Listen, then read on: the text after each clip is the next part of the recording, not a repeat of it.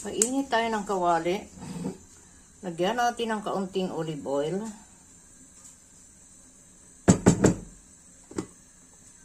And then, ihulog natin ang cauliflower na Bruxelles.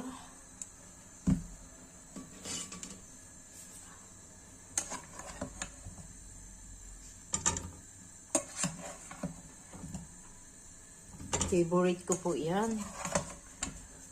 Medyo mapait pero masarap siya.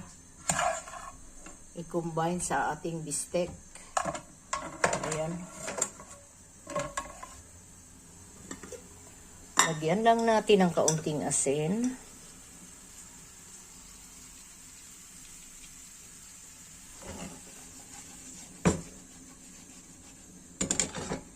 Ayan, pabayaan lang natin siya dyan.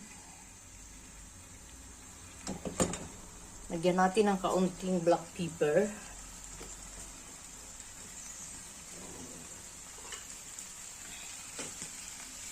Black pepper.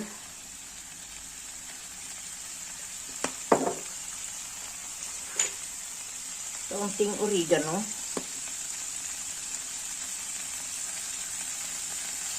Yan.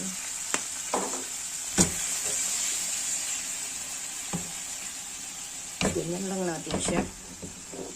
Yan. Ready to eat na.